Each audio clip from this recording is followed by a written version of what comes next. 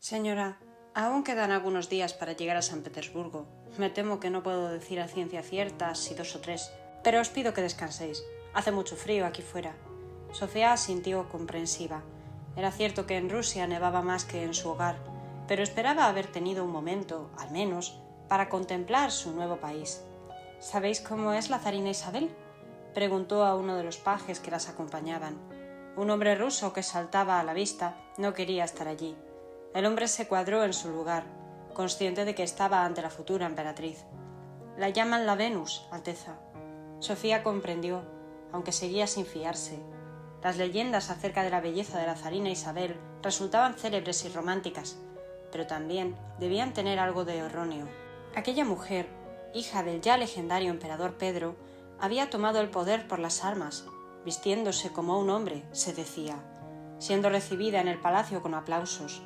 Para colmo, había echado a los usurpadores del trono con solo chasquear los dedos, y ahora dirigía un vasto imperio donde, mirase a donde se mirase, veías bosques, hielos y gente ruda, trabajadora, sin ningún miedo.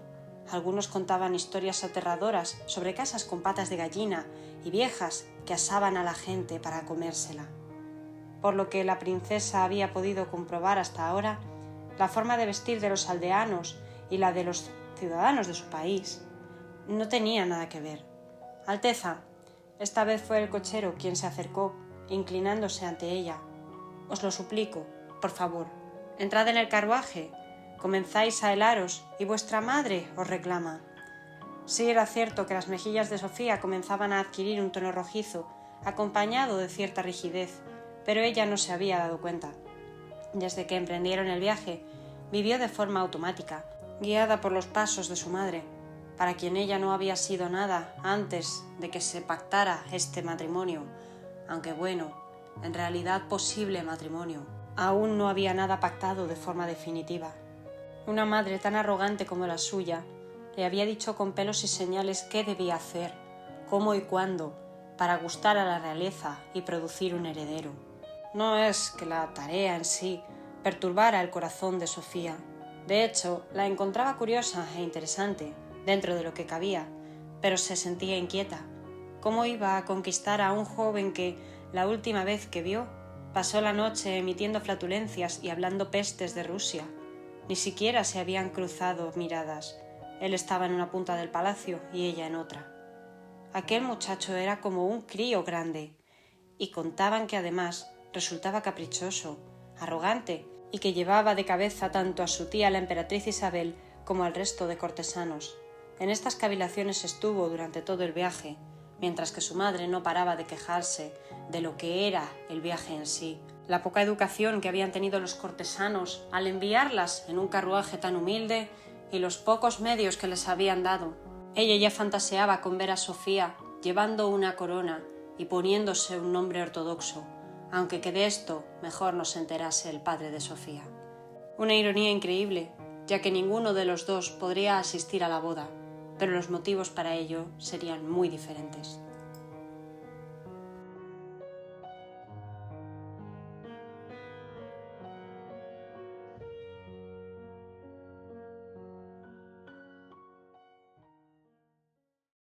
Cuando se trata de culebrones reales, nada debe sorprendernos.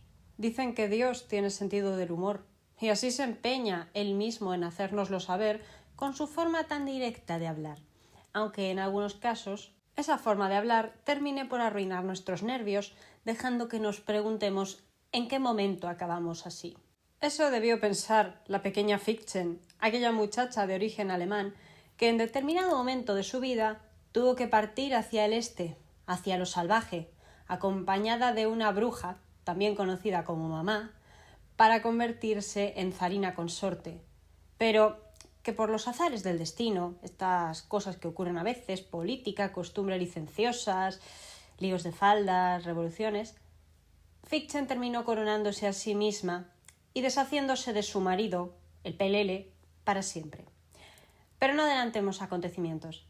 ¿Qué tal estáis? Espero que, como siempre, de maravilla. Bienvenidos una semana más a Relatos de la Historia en la emisora online de Tu Radio Valencia. Todo un orgullo para mí estar aquí, como siempre, Y bueno, antes de empezar, os voy a tener que pedir un par de cositas, permitidme este inciso. A los que estéis viéndome en directo, os pido por favor que os unáis al chat para comentar y compartir vuestras inquietudes. Y a los que estéis viendo en diferido, desde casa, ya sea en YouTube, ya sea en Spotify o en iVoox, os pediría que por favor me deis me gusta a este programa, que lo compartáis, que os suscribáis y que de paso pues me dejéis una bendición o una maldición en los comentarios. Lo que quiera cada uno. Pero porfa, please, porque ya sabéis que es un segundín y a mí me ayudáis muchísimo. Pero vamos que nos vamos. Contamos hasta 3 y comenzamos.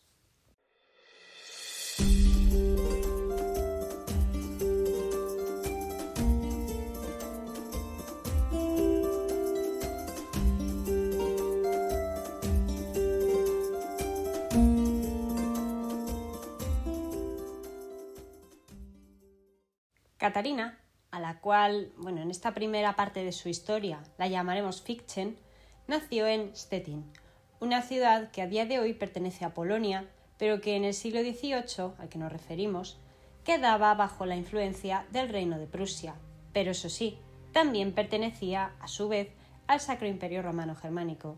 Este asunto de los territorios que pertenecían y dejaban de pertenecer a estas dos entidades es un poquito extraño de entender, pero para que todos nos entendamos, vamos a decir que eran alemanes y ya está.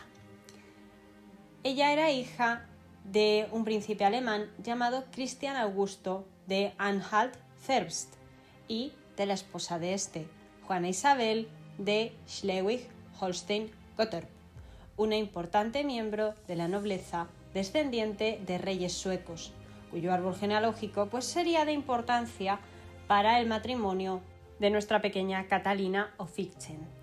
La niña nació en primavera de 1729 y aunque en su infancia fue considerada una marimacho por buena parte de la familia, tanto sus padres, pero en especial su madre Juana, mala como ella sola, también por sus hermanos. El más joven de ellos y que, a más viejo llegaría, Federico. Esta opinión sobre el estado físico de la princesa habría venido principalmente de parte de su propia madre, que no veía con muy buenos ojos el tipo de educación que recibía su hija, que iba bastante enfocada en lo que era el estándar de la época, ¿no? Tener una institutriz francesa que le enseñase a hablar correctamente el idioma, ya que el francés se consideraba la lengua, de las élites a principios del siglo XVIII. También aprendió otros idiomas, aparte del alemán y el francés, como el polaco. Luego también clases de teología luterana. Quiero decir, esta princesita recibió una educación bastante normalita para lo que era la época y lo que era ese universo de los principados alemanes, unos más grandes y otros más pequeños, con más o con menos posibles. Pero a la madre, que consideraba su matrimonio, o se cuenta que consideraba su matrimonio como algo de una clase inferior de la que ella merecería, no veía con buenos ojos una educación tan sencilla para su hija y aparte de eso tampoco no le habría gustado que decidiesen enseñarle a manejar la espada, lo cual desde luego no era para nada propio de una señorita. Para colmo, la niña, que me estoy dando cuenta que se me ha olvidado contaros cómo nació, ella nació con el nombre de Sofía Federica Augusta von Anhalt-Zerbst, no nació como Catalina, eso es un detalle que os explicaré más adelante por qué pasa a llamarse así.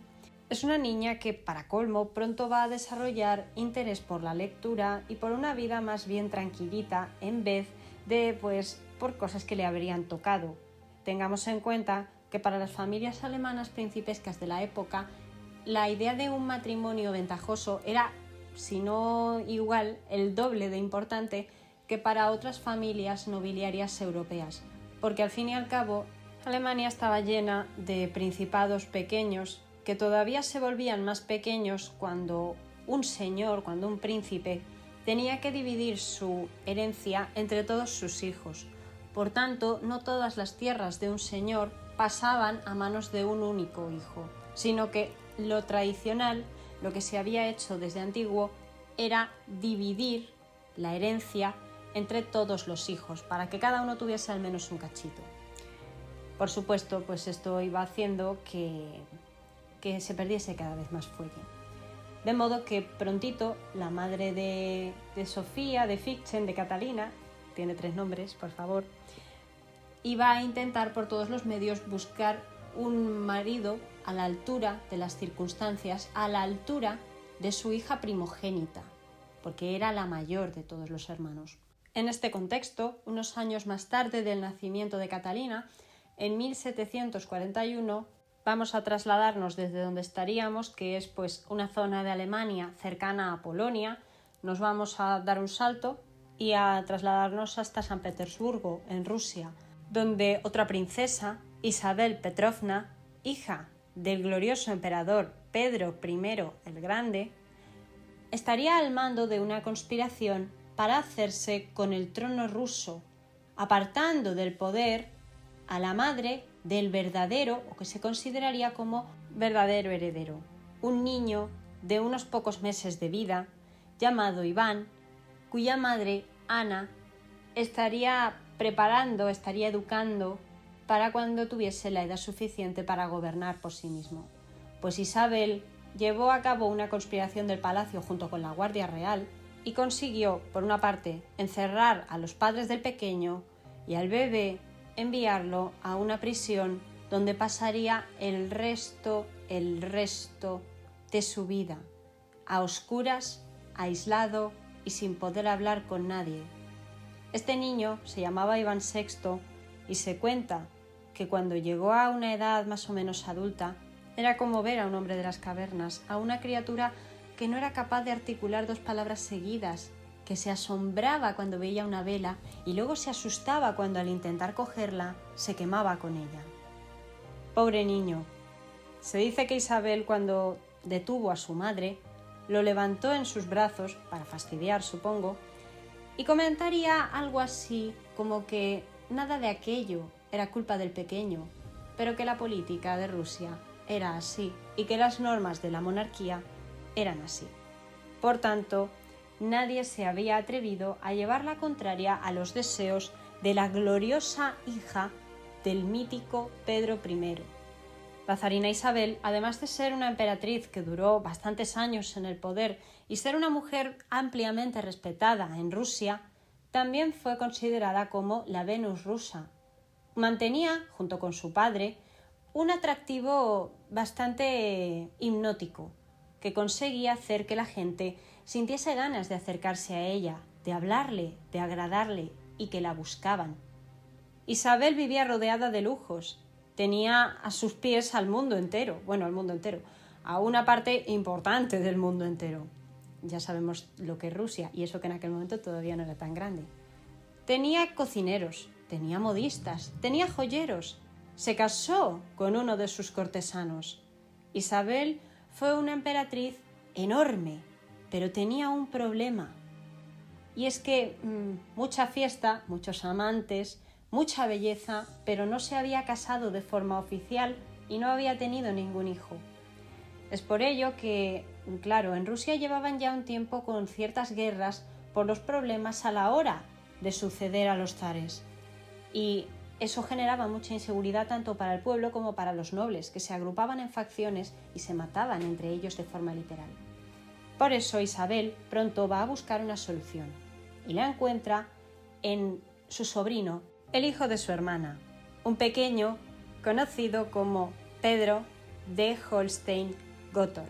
Y creo que ya los más sagaces habéis pillado el parentesco que unía a este muchacho con la madre de Catalina, Juana de Holstein-Gottorp. Resulta que Isabel tenía a este pequeño que estaba destinado a ser candidato al trono de Suecia sin ir más lejos, o tal vez también podría haber sido candidato al trono de Polonia, quién sabe, y decide llevárselo a Rusia, que lo envían con ella para ser criado como un heredero de un imperio enorme y complejo, y también peligroso.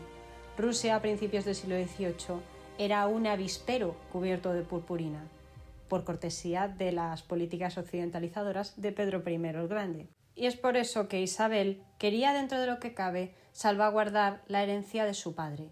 Por eso encontró en Pedro, que además se llamaba como él, un pequeño al que podría educar y al que podría formar para ser un digno sucesor. ¿Cuál fue el problema de todo esto? Pues es básico. Cuando Pedro llegó a Rusia y vio todo lo que le rodeaba, conoció a los nobles, conoció la corte, conoció a su tía, no le gustó nada lo que vio. A Pedro no le gustaba Rusia, se sentía muchísimo más atraído por el mundo germánico. Le gustaba jugar a los soldaditos de plomo, como los del cuento, y además de eso, se vestía con los uniformes de estilo prusiano. Cuando llegase al poder, como Pedro III Fyodorovich, Pedro llegaría a imponer a la guardia que se vistiesen con trajes de corte prusiano. Y todo esto, como podéis haceros a la idea, no cayó nada bien entre la nobleza rusa, porque Prusia en aquel tiempo era el enemigo a batir, era una potencia extranjera emergente que estaba desafiando el poder de los Habsburgo en la corte de Viena, en el Imperio Austriaco, y que podía llegar a convertirse en un rival del Imperio ruso en cuanto a el área de influencia. ¿Entre qué áreas me refiero? Pues hablo de el Reino de Polonia, por ejemplo, que era una monarquía electiva que solía ir moviendo sus intereses hacia uno o hacia otro lado del tablero en función de quién llegase a gobernarlo.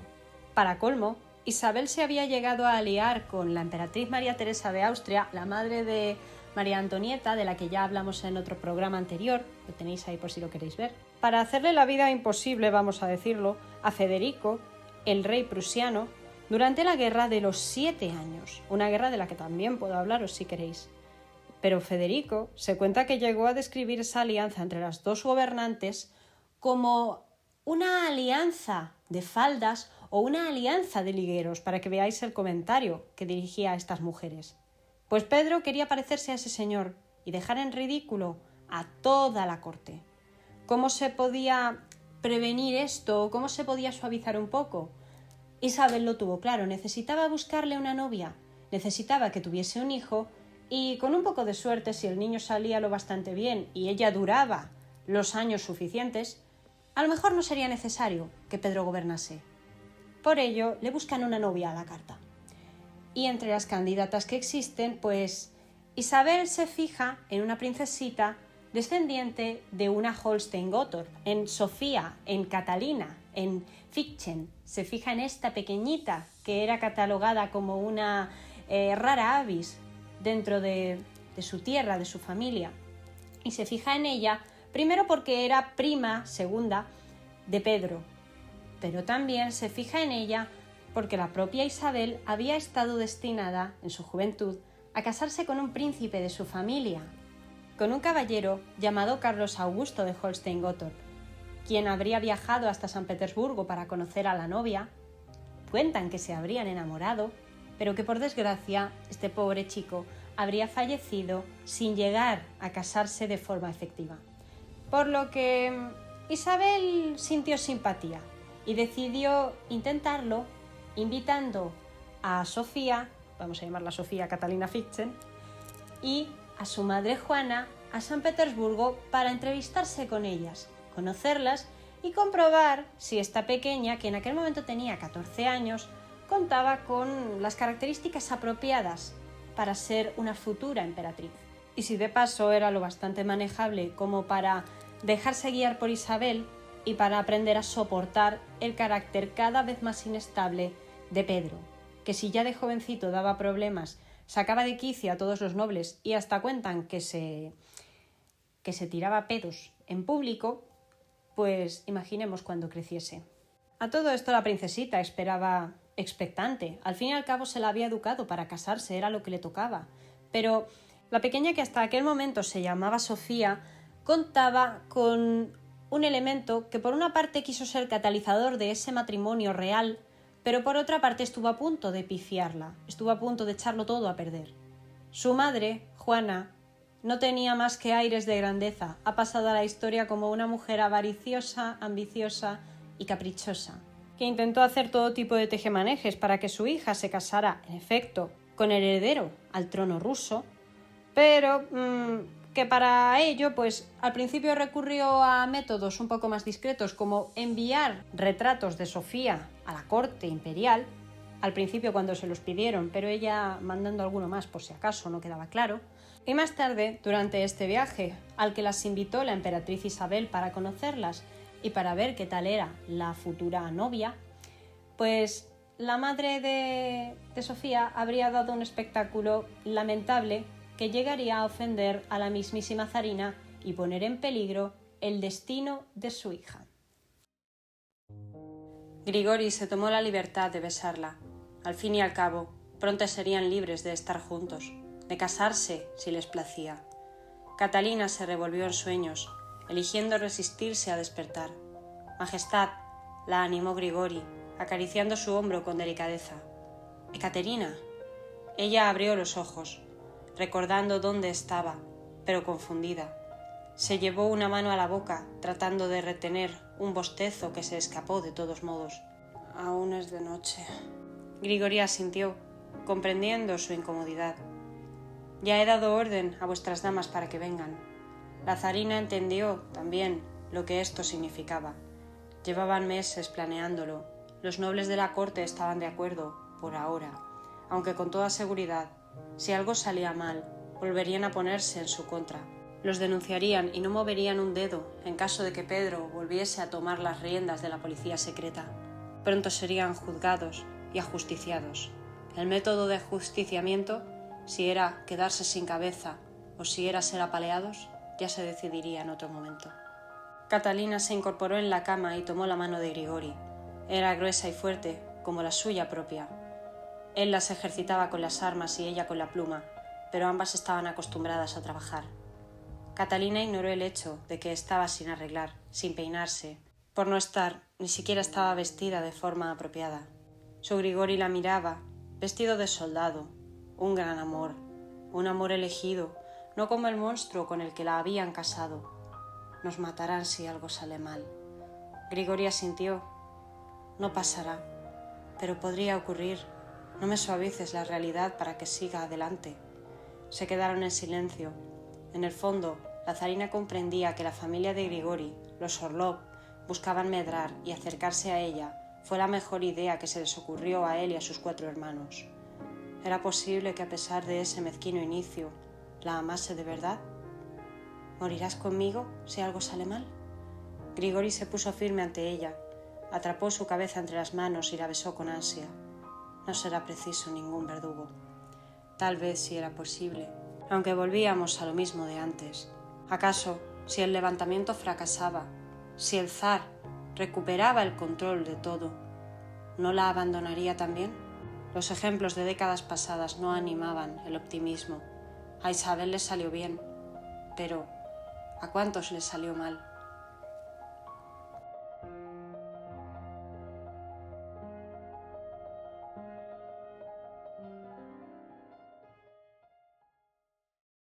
Ya os he mencionado que la futura emperatriz tenía 3 nombres.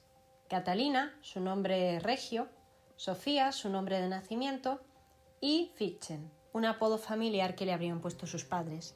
Pero, ¿por qué este cambio de nombres que resulta realmente confuso hacer la primera parte del programa? Porque es muy raro. ¿Cómo la llamas? ¿Cómo la conocemos todos? ¿O cómo se llamaba ella de verdad? Os voy a explicar el origen de esto, que tiene que ver, sin ir más lejos, con el viaje que habría hecho Sofía Catalina, con su madre Juana, a Rusia para conocer a la emperatriz Isabel y ver si ella era la esposa ideal.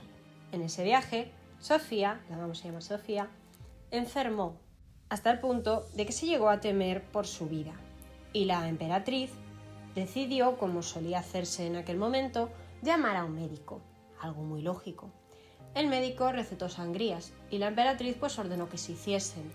El tema estaba en que su madre, la madre de Sofía, Juana, se opuso radicalmente a esto.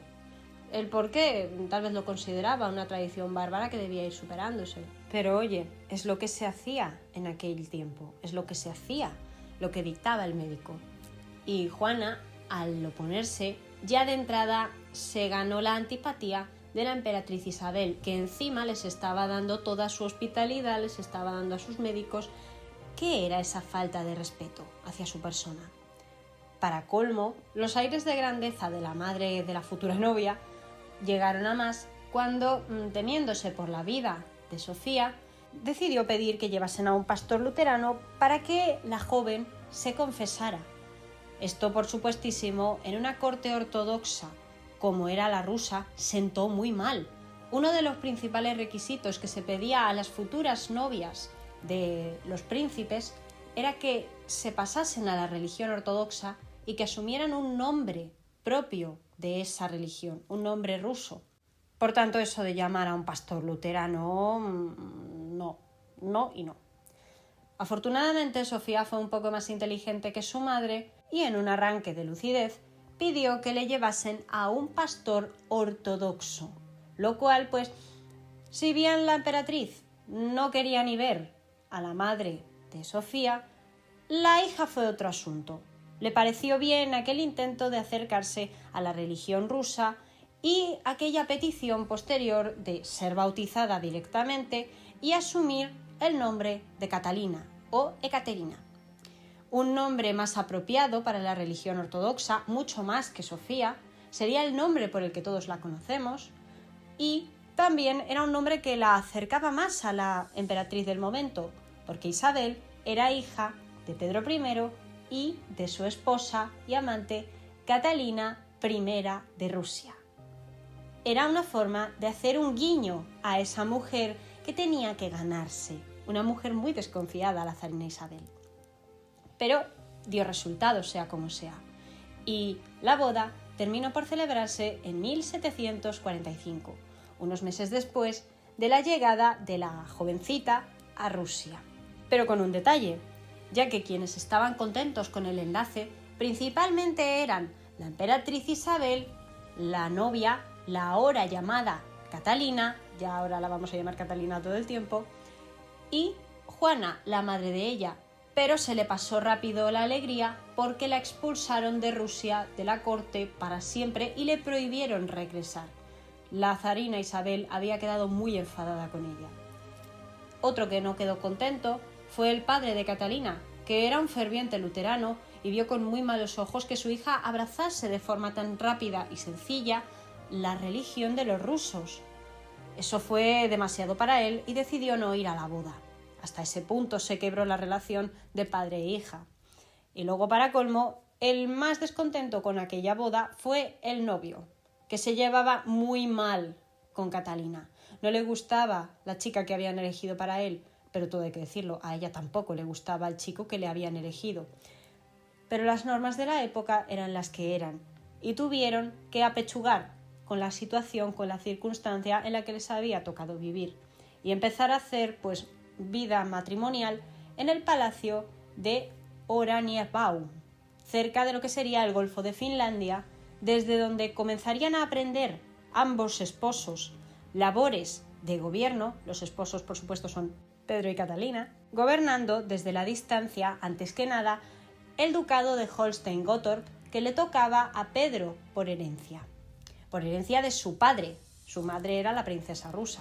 Así también se esperaba que comenzasen a tener sus primeros hijos. La zarina Isabel tenía prisa en que esto ocurriese, ya que pues su tiempo iba a ir pasando y necesitaban que por una vez, desde hacía muchísimo tiempo en Rusia, la línea sucesoria quedase perfectamente definida.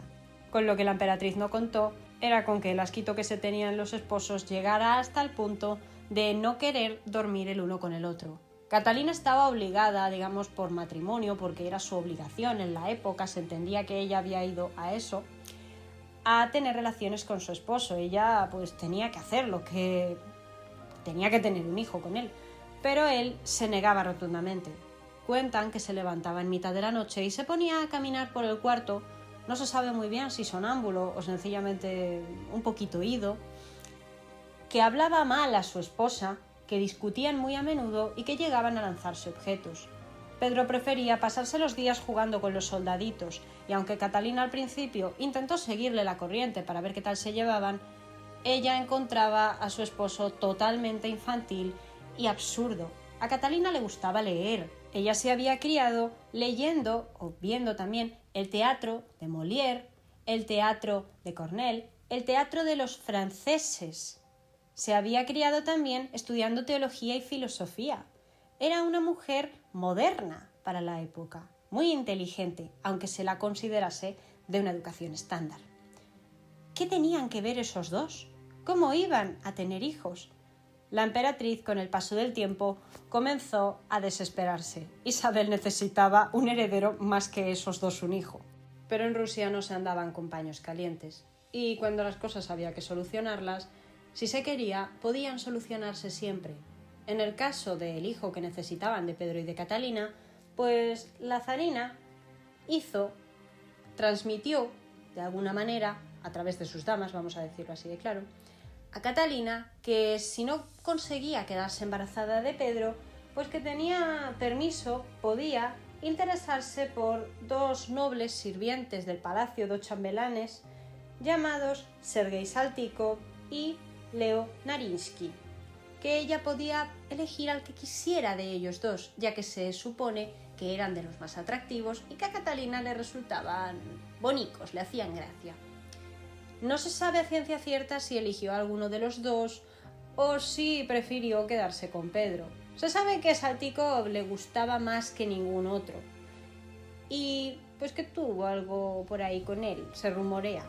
Hay una leyenda muy grande en torno a Catalina y sus amantes y sé que es lo que estáis deseando escuchar, pero lo que aquí importaba es que eligiese a quien eligiese, el 30 de septiembre de 1754, casi 9 años después del matrimonio, Catalina por fin da a luz en el Palacio de Verano de San Petersburgo un niño llamado Pablo, un pequeño que enseguida Isabel tomaría bajo su tutela, apartándolo de su madre y de su padre. ¿Qué importaba si ese pequeño Pablo no era de sangre Romanov, la poderosa dinastía a la que pertenecían pues Isabel, a la que pertenecía Pedro por ascendencia materna? ¿Qué importaba si la sangre de Pedro el Grande no recorría realmente las venas de ese niño, mientras que todo el mundo pensase lo contrario? Esto es un dilema curioso, porque cabría la posibilidad de que esa famosa dinastía rusa que habría llegado a gobernar hasta el siglo XX realmente no sería tan antigua y realmente no sería la Romanov original. Pero esto son cuestiones aparte. Lo que importa es que cuando a Catalina le quitan a su hijo, podemos imaginar la tristeza de una madre que de repente se ve abandonada por toda la corte. La emperatriz ya no le presta atención, ya no tiene ningún interés en ella.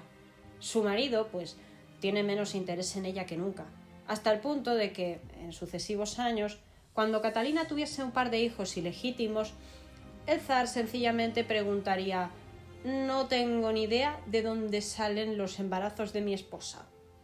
Por tanto, podemos imaginarnos el nivel de pasotismo que había en torno a Catalina, que pudo dedicar su tiempo libre a leer, a pasear con sus perros, le encantaban los galgos, y a estudiar lo que veía en la corte y estudiar el comportamiento de su marido, que se había contratado a su propia guardia de caballeros estilo Holstein, estilo del seducado del que descendían los dos, y que se estaba dedicando a entrenarlos al estilo prusiano. Amaba la idea de hacer una futura alianza con el rey Federico de Prusia, en contra totalmente de los deseos de su tía Isabel, y buscaba, pues, entretenerse con su propia amante, abandonando siempre, a su suerte, a la pobre Catalina, de la cual intentaría deshacerse de varias formas, las más rastreras de ellas, denunciando o intentando denunciar tanto los amoríos de Catalina como los hijos ilegítimos que habría tenido, de entre los que destacarían Stanislao Poniatowski, un noble que ella misma unos años más tarde pondría en el trono de Polonia, y Grigori Orlov, su gran amor de juventud, aquel con quien habría tenido, se sabe, un hijo bastardo, que habría sido utilizado por Pedro como pretexto para intentar repudiar a Catalina. La chica tuvo que verse obligada a ocultar su embarazo hasta el último momento, e incluso tuvo que dar respuestas ante la emperatriz. Isabel había visto de todo y había hecho de todo, por lo que no le llamaban la atención las acusaciones contra la esposa de su sobrino y el asco que cada vez ella sentía latir más fuerte dentro por su propio sobrino, hizo que ambas mujeres se aliasen para un detalle que os he mencionado antes, para intentar quitarle a Pedro el lugar que le correspondía como heredero al trono y pasar directamente a Pablo, al hijo de Catalina y de Pedro, como futuro rey y sucesor de Isabel. ¿Lo conseguiría? Por desgracia no. A estas dos mujeres les unía el odio contra Pedro, pero no se querían demasiado entre ellas. A Isabel había por ahí algunos amigos de Catalina que la describían como un ceporro de mujer, tonta, frívola, caprichosa y sencillamente dedicada a los lujos. Todo hay que decirlo, se cuenta que Isabel se pasaba de fiesta hasta las 6 de la mañana, dormía unas horas y se ponía luego a trabajar, como habrían hecho su padre y su madre antes que ella. Pero cosas que pasan. Frente a eso, Catalina llevaría una vida más ordenada. Pero, por desgracia, Isabel no llegó a tener la posibilidad de frenar, de cambiar el orden sucesorio, ya que falleció el 18 de diciembre de 1709 en Moscú, dejando a su sobrino Pedro como el heredero. Llegaría a ser coronado Pedro III de la Casa Romanov y se convertiría, a partir de entonces, en el gran amigo y aliado de Federico II de Prusia, diciéndole abiertamente a este señor que soñaba con un tratado de paz y de ayuda entre ellos. Al fin y al cabo, Pedro siempre fue un alemán al que intentaron disfrazar de ruso, y junto a él, Catalina era todo lo contrario. A ella no le gustaban las fiestas desproporcionadas, que a Pedro sí. No le gustaba el alcohol que tanto había gustado a Isabel y a Pedro. No le gustaba el desmadre. Ella sí tenía sus amantes. Tenía a Grigori Orlov en aquella época. Pero vivían más como una pareja que como dos amantes que podían ir intercambiándose. Catalina ha pasado a la historia como una mujer casi ninfómana. Bueno, no, más que ninfómana. Pero sin embargo era una monógama empedernida en cuestiones de las personas de las que se enamoraba, los hombres a los que quería cerca de ella. Por tanto, además de esto, el interés de Catalina en conocer Rusia, en aprender su idioma, en conocer sus mitos, sus leyendas, su literatura, su gastronomía, ese interés que tenía en conocer la administración del Estado, cómo se organizaba el territorio, quiénes eran los nobles más importantes, las familias más antiguas, qué relaciones había entre ellos, qué quería cada uno de ellos. Ese interés en saber cómo funcionaba el imperio desde la corte, desde una corte que había sido modernizada solo unas décadas antes por el zar Pedro I, hacer todo eso y además intentar hablar ruso de la forma más perfeccionista posible, para hablarlo sin un solo acento alemán, aunque siempre le quedó ahí un dejecito, y siempre tuvo algunas faltas de ortografía a la hora de expresarse, Catalina fue vista por la mayoría de los rusos como una alternativa bastante apropiada, que podría ocuparse de no un mandato oficial, porque ella no pertenecía a la Casa Romanov y era una extranjera, pero sí de una regencia para Pablo. Pero para ello hacía falta eliminar al mayor lastre que había en el gobierno.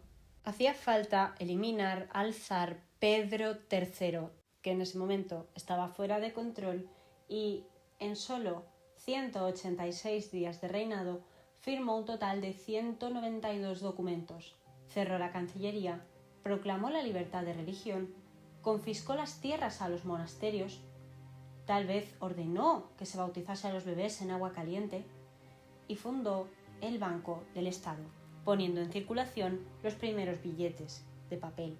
También promulgó libertades que evitaban que los nobles recibiesen castigos físicos, quiso reformar la Iglesia e incluso llegó a permitir que se gastaran bromas en el templo en el momento de la misa y permitió que se burlasen de los mismísimos padres.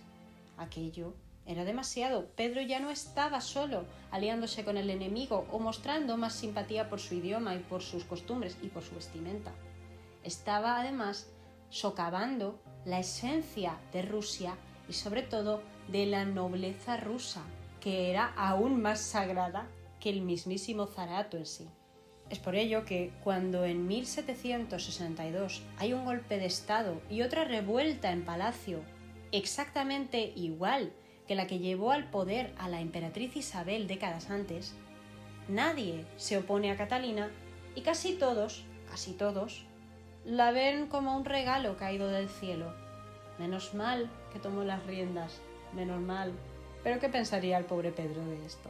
Os lo cuento enseguida, por favor, no os lo perdáis.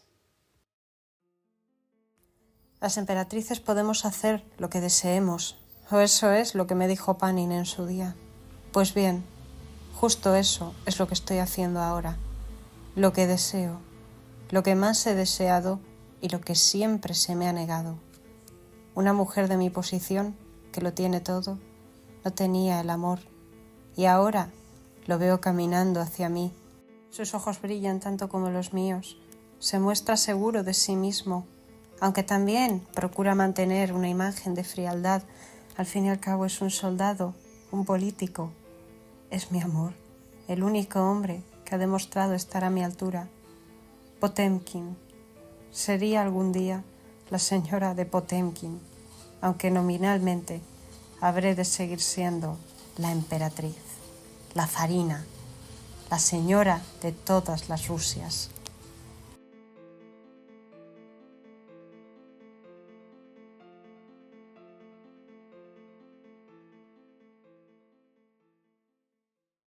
Cuando la mañana del 28 de junio de 1762 Pedro fue despertado por sus sirvientes para descubrir que su esposa había desaparecido, que no estaba ni en sus aposentos, que estaban separados de los del marido, ni en el entorno cercano, Pedro debió de oler que algo marchaba muy mal.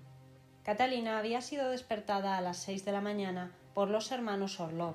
Recordemos que Grigori Orlov era su gran amor, y sus 4 hermanos, pues 4 nobles bastante trepas que aprovecharon el tirón de Catalina para intentar trepar ellos también. La despertaron, le pidieron que se vistiese y que saliese del palacio, reuniéndose con los regimientos de la guardia, que la apoyaban, y al mediodía toda la guardia seguía a Catalina por la ciudad de San Petersburgo hasta el Palacio de Invierno, donde fue recibida sin demasiada oposición y pues todo el mundo le dio la bienvenida básicamente como a una mujer que podía llegar para guardar el trono mientras que el zarevich Pablo era solamente un niño y pues que podía mantener el orden y el respeto para lo que era la verdadera Rusia. En cambio, Pedro, al saberse destronado y sin muchos aliados, trata de escapar, se marcha con su amante e intentan huir de Rusia, pero son interceptados y a Pedro se le obliga a abdicar. No tiene mucho problema para ello y de hecho lo ve hasta casi como un alivio. Pedro no quería ser zar, no le interesaba el gobierno, solo le interesaban sus soldaditos, su caza, sus regimientos y su amante. No tenía otros intereses, para bien o para mal. Para sorpresa de todos, al cabo de los días, Catalina recibe una carta de su marido, muy educada, escrita en francés, idioma de las élites, donde le pedía que por favor le dejasen marcharse de Rusia. Del mismo modo que nunca había querido gobernar el imperio, Pedro no tenía ningún interés en permanecer más tiempo del necesario bajo el mismo techo que su esposa. Bueno, bajo el mismo techo. No quería estar cerca de ella ni de ningún objeto punzante o persona armada que pudiese estar a sus órdenes. Catalina evidentemente lo rechazó al considerar que un Pedro suelto por Europa, hablando mal de ella e incluso conspirando con el prusiano, podía llegar a ser bastante peligroso, por lo que se limita a impedírselo y, al cabo de muy poquito tiempo, Pedro aparece muerto en extrañas circunstancias. Dijeron que había sido un accidente, para que todos nos entendamos, y todo el mundo se olvidó de él. Fue uno de los zares más odiados y pasó sin pena ni gloria en un reinado de muy poquitos días, de menos de un año. Pero Catalina aún tenía algún que otro rival en su camino. Su hijo salvaguardaba su posición como regente, pero Catalina quería ir más allá de ser la simple niñera de su hijo. Y resultaba que tanto ella como ese niño tenían otro posible competidor llamado Iván VI. ¿Recordáis a aquel bebé que Isabel habría destronado para quedarse ella en el poder en Rusia? ¿Ese niño que fue apartado de sus padres y enviado a una fortaleza perdida? Pues ese chico ya había crecido y ya era pues lo que os había contado al principio, ¿no? Una criatura inocente que no sabía casi ni hablar. Pero eso no lo hacía menos peligroso. Pronto apareció una conspiración para intentar liberarle, y lo que tuvieron que hacer los carceleros fue poner en práctica la norma que habrían impuesto Isabel y más tarde que habría mantenido Pedro III durante su corto reinado, y que ahora también sostenía Catalina. Si alguien intentaba liberar al zar Iván VI, más conocido en aquel tiempo como el prisionero número 1, debería ser ajusticiado en el acto. Y así fue. Los nobles que corrieron a intentar liberarlo se lo encontraron sobre un charco de sangre, lleno de puñaladas por todas partes. Al capitán de aquella conjura, Vasili Mirovich, un simple teniente, le quedó reservada la pena capital, pero también hubieron otros de sus colaboradores que fueron condenados a sufrir un castigo que básicamente consistía en correr siendo apaleado por la guardia. Un castigo muy cruel, que también podía resultar mortal, pero que Mirovich evitó. Sencillamente él fue decapitado. Sea cual sea el motivo que llevó a Mirovich a desarrollar esta conspiración contra el trono, a Catalina le vino muy bien, porque cayó en saco roto enseguida. Los culpables fueron detenidos y ajusticiados, y ella se quitó de encima el último competidor que le quedaba en la corona. Por lo que ya no había otra. Ella y Pablo eran la única opción existente para dirigir el destino de todas las Rusias.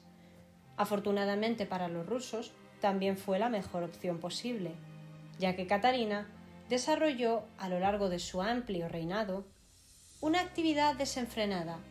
Era adicta a la escritura. Se levantaba a las 6 de la mañana, se preparaba su propio café y comenzaba a leer, comenzaba a redactar. Se reunía con sus damas y también hablaba de asuntos de política. Se reunía con los nobles y también debatía sobre el gobierno. Escribía a embajadores, escribió a intelectuales, se carteó ampliamente con Voltaire, que en alguna que otra ocasión le hizo de corresponsal sobre lo que ocurría en Rusia durante las distintas guerras que desarrolló contra los otomanos. Se relacionó con todo tipo de personajes extravagantes de la época. Incluso trató de modernizar la administración y gestión del Estado mediante un nakaz o un código, una suerte de leyes cuyo título original era Código de Su Majestad Imperial Catalina II para la comisión encargada de preparar un proyecto de un nuevo código de leyes. Hemos dicho varias veces la palabra código, pero así es la vida. Catalina se pasó 2 años de su vida trabajando en dicho documento y terminó constando de 526 artículos, divididos cada uno de ellos en 20 diferentes capítulos, donde la zarina trató de expresar lo que ella consideraba que debía de ser la nación rusa, un lugar brillante, poderoso, pero también tolerante, modernizado y apropiado. Catalina fue una exponente del despotismo ilustrado de la época. Os hablé brevemente de él en el capítulo dedicado a María Antonieta, pero es que hubo varias mujeres en la época que fueron descritas como déspota ilustrada. No solo la madre de María Antonieta, la emperatriz María Teresa de Austria. Catalina es el máximo exponente de esta forma de ver la política y el gobierno. Un sistema que se basaba en la famosa frase que se ha utilizado para describirlo: todo para el pueblo, pero sin el pueblo. La misma Catalina reconoció a Panin, el preceptor de su hijo Pablo y uno de sus principales apoyos durante la revuelta que la llevó al trono, que había que gobernar de forma que el pueblo considerase que se estaban haciendo las cosas a su gusto, y que eso del poder absoluto del monarca no era tal, ya que ella, eso que los extranjeros veían como obediencia ciega, no era otra cosa sino un estudio previo de lo que quería cada uno de sus nobles, cada uno de sus súbditos, y un intento por hacer lo que ella quería, pero de forma que les gustase. Suena manipulador y suena maquiavélico, pero al fin y al cabo, Catalina había estudiado a fondo a los ilustrados, no solo a Voltaire, también a Montesquieu, a Diderot y a otros tantos. De hecho, entre sus proyectos destacó una suerte de estados generales, una comisión legislativa que estaría formada por distintos miembros selectos de todos los estamentos sociales de Rusia, desde nobles hasta campesinos y siervos, para intentar, llegar a unas conclusiones, a un pacto sobre lo que debía de ser Rusia, para comentar las grandes cuestiones que preocupaban al imperio. Aquello no sirvió de demasiado, ya que tanto el discurso inicial se convirtió en una apología de la Ilustración francesa, como las conclusiones sacadas se limitaron a hacer elogios a la emperatriz y declararla como la grande o la madre de la nación. Todo apodos que a Catalina no le gustaron demasiado, menos todavía teniendo en cuenta que Catalina no estaba presente en la reunión. Ella estaba viéndola desde lejos, desde una habitación aparte donde podía ver y escuchar, pero donde nadie podía verla y escucharla a ella.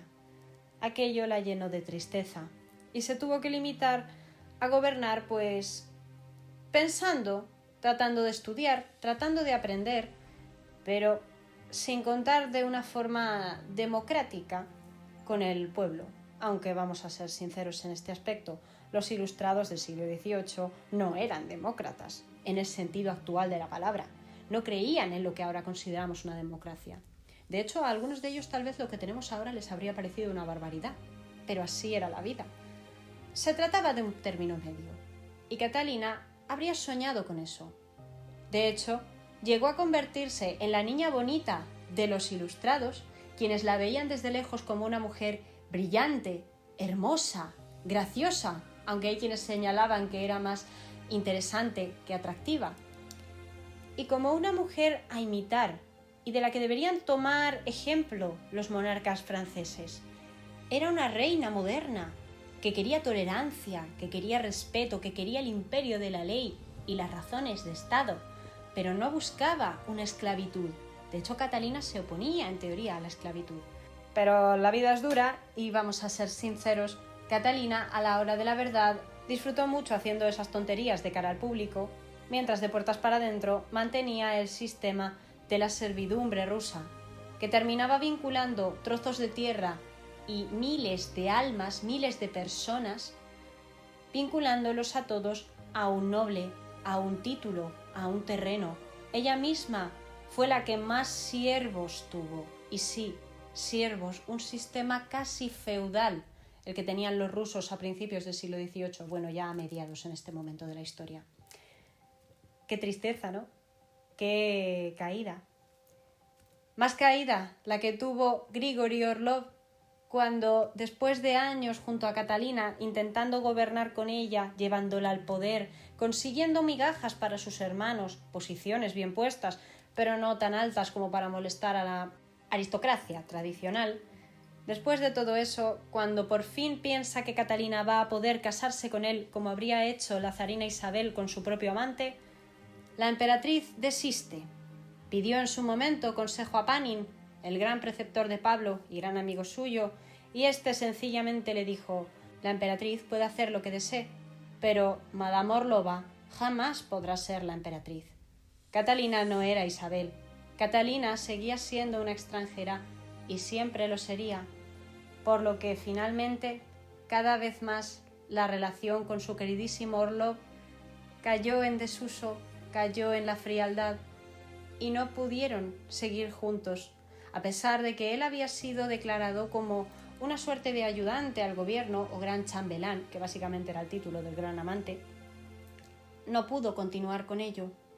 Catalina lo envió a la guerra y, con el tiempo, se interesó más por otro de los militares que se habían conjurado con ella cuando arrebató el trono a su marido, Grigori Potionkin, o Potemkin, depende de cómo lo pronunciemos cada uno. Un hombre considerado como muy atractivo en sus tiempos jóvenes, pero que, después de una discusión con los Orlov, aunque también hay quien cuenta que fue más a causa de una infección, terminó perdiendo el ojo y siendo bautizado por la corte como el Cíclope. Sin embargo, era un intelectual, era un hombre inteligente, peligroso, atractivo, un hombre cuyo apetito de mujeres era voraz y que se presupone ya habría puesto el ojo sobre la emperatriz hacía muchísimos años. Catalina, que al principio intentó apartar a Potionkin porque estaba enamorada de Orlov, finalmente cae en sus brazos, hasta el extremo de casarse en secreto con él, O eso es lo que nos cuentan las leyendas. Lo que nos cuentan las leyendas de palacio, por supuesto. Potiomkin y Catalina tuvieron una de las relaciones más estables que podrían haberse tenido en la época, pero también con sus altibajos, con sus venganzas. Catalina era monógama, pero también podía llegar a encapricharse, y con la edad terminó también acercándose a jovencitos de distinto tipo, a muchachos que le llamaban la atención. Y con los años Potiomkin también hizo lo mismo, pero siempre luchó para el bien de Catalina, hasta el punto de que si alguna vez habéis visto Érase una vez el hombre y os fijáis en el capítulo donde aparece Catalina, Potiomkin aparece descrito con ella, aparece dibujado y aparecen juntos. ¿Cómo le llama ella en ese capítulo? Mi querido Potemkin, que ella lo pronuncia Potemkin. Sin duda una figura que le regalaría a Catalina, entre todas las guerras que ella combatió, que ella ordenó combatir, y entre toda la expansión que hizo, de todo lo que a una mujer que fue la primera europea en gobernar sobre Alaska, la Alaska americana fue colonizada por primera vez por los rusos en época de Catalina II, mirad si llegaron lejos los rusos al mando de esta mujer. Como inciso, motivos como este fueron los que llevaron a los rusos a tener diplomacia con los japoneses de la dinastía Tokugawa, pero eso aparte, que me voy por las ramas. De todo lo que podrían haberle dado a esta mujer, Potemkin le regaló un viaje por Crimea, lugar que él mismo habría conquistado para Catalina y que le habría valido a Potemkin que le concediesen el título de Serena Alteza Príncipe de Taurica. No pienso pronunciar ese nombre en ruso porque me muero. Una relación muy interesante, la de Potemkin y Catalina. Una relación que, a pesar de que en los últimos años no llegó a ser lo que había sido en sus tiempos dorados, no dejó por ello de ser el verdadero amor de ambos y una de las historias más interesantes de toda la novela rosa de la historia europea. ¿Qué os parece? Un militar y una zarina, una emperatriz, un hombre culto y una mujer que llegó al extremo de escribir obras satíricas caricaturizándose a ella misma. Catalina tenía un sentido del humor increíble, pero su capacidad para hacer lo que ella quería, cuando ella quería, fue del todo admirable, porque vale, como ella bien dijo, no lo tenía todo con ella siempre, pero consiguió imponer su voluntad a la hora de la verdad. Pero en toda esta historia tan apasionante aún queda un último hilo. Catalina había llegado al poder, supuestamente, como la regente de su hijo Pablo, pero Pablo ya era un hombre, ya había dejado de ser un niño hacía mucho tiempo. Su madre gobernó más de 30 años. ¿Por qué? ¿Cómo lo hizo? Si os parece, ese es el último capítulo de la vida de la gran zarina. Conde Pietro Alexandrovich. Entre los otros deberes de las juntas de bienestar en las provincias confiadas a usted, uno de los más importantes debería ser la introducción de la inoculación contra la viruela, la cual, como sabemos, provoca gran daño, sobre todo entre la gente común. Dicha inoculación debería ser común en todas partes, y ahora es mucho más conveniente, ya que hay médicos o asistentes médicos en casi todos los distritos, y no requiere de un gran gasto. Para sentar un ejemplo de esto, emita una orden a la primera oportunidad en cada pueblo provincial de contar las superfluas residencias conventuales restantes o los monasterios pequeños que han sido abolidos y de construir la cantidad mínima de alojamientos para la estadía temporal de quienes no sean capaces de recibir esta inoculación en casa. El dinero necesario para esto puede tomarse de los ingresos del pueblo. Los médicos provinciales pueden aclarar este asunto, especialmente ahora que enviamos gente que tiene un salario bajo contrario a las regulaciones. Así, ya que el doctor Gant en Novgorod-Sivensky puede llevar a cabo exitosamente esta inoculación, entonces añádanse 300 rublos a su salario regular del ingreso remanente de las otroras fincas monasteriales. Por lo demás, mantenemos una disposición favorable por usted. Carta sobre la imposición de la vacuna de la viruela en Rusia, año 1787. Catalina la Grande. Ella fue la primera en comprobar sus efectos.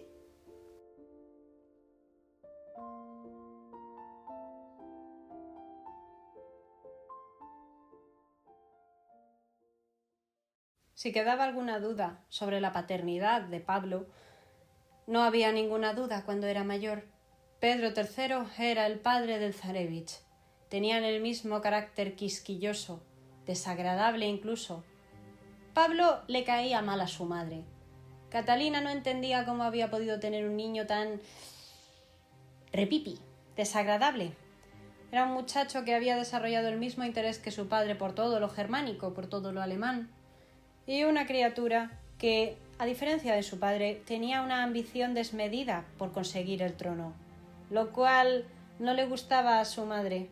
Pero por suerte Pablo era tonto hasta decir basta, y todas sus ambiciones y su incapacidad para gobernar se convirtieron en la excusa perfecta para que Catalina jamás dejase el trono y se quedase en él. De hecho, en sus últimos años, cuando Catalina ya era una mujer de 48 años, una edad relativamente avanzada, la gente vivía más a veces de lo que podemos llegar a pensar, nació el nieto de Catalina, nació Alejandro, el hijo de Pablo, un niño que a diferencia de su padre era guapo, era atractivo, a la gente le caía bien, porque parecía dulce, porque era elegante, porque era gallardo. No tenía nada que ver con Pablo. Era como si María Fiodorovna, la esposa de Pablo, le hubiese engañado, como habría hecho Catalina tantas veces con Pedro. Increíble, increíble. Pero Catalina, otra vez, como habría hecho Isabel antes que ella, intentó apartar a su hijo de la línea sucesoria para darle el trono a Alejandro. Las zarinas rusas no se llevaban bien con los zares rusos, eso está claro. Y Catalina, que llevaba una experiencia tan amplia, que habría dirigido a hombres tan fuertes como un hombre bastardo del mismísimo Pedro I el Grande, Pietro Rumiantsev, a quien ella misma nombró mariscal, una mujer que había llegado a dominar el Mediterráneo oriental, atravesando el estrecho de Gibraltar. Imaginad la vuelta que tuvo que dar la flota rusa para hacer tal cosa, enfrentándose al poderío otomano y dejándolo en ridículo. Menuda cosa. ¿Y esa mujer se iba a dejar engañar por un idiota como su hijo? Para nada, para nada. Catalina se esforzó todo lo que pudo por repeler los intentos de asesinato que le hicieron a lo largo de su vida, por los distintos atentados, las revueltas. Una revuelta, incluso hubo una donde un cosaco se hizo pasar por su marido fallecido, Pedro III. Por supuesto no lo dejaron vivir. Pero Catalina, que había vivido tanto, ¿iba a permitir que su hijo la apartase del poder así como así? El nieto de Catalina, Alejandro, nació cuando ella tenía 48 años, pues Catalina aún vivió bastante tiempo, hasta los 67, si no me equivoco. Y no me equivoco, hasta los 67. La vida ha sido tan cruel de catalogar a Catalina como una ninfómana, que se habría amancebado con distintos hombres a lo largo de su vida, únicamente movida por las ansias de poder. Nadie duda de que esta mujer tuviese ansias de poder, pero tampoco estaba loca.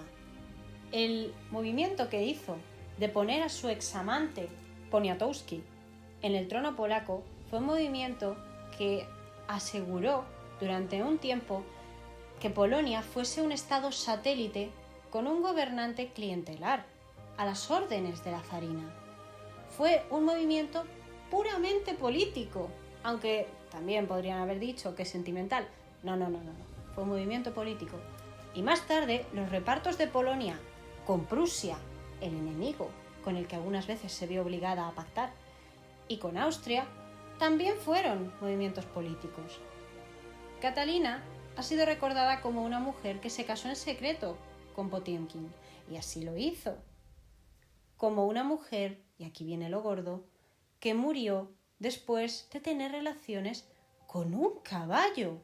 La teoría, e incluso Big Bang Theory, esa mítica serie, cuentan que Catalina habría intentado diseñar un aparato del demonio, entiendo, porque es que si no, no entiendo cómo, en qué cabeza cabe eso, mediante el cual podría haber conseguido manejar al caballo y relacionarse amorosamente con él, muriendo, pues, evidentemente, de lo que habría supuesto eso. Pero no. Estos fueron bulos, posteriores. Esto se empezó a difundir mucho tiempo después de la muerte de Catalina.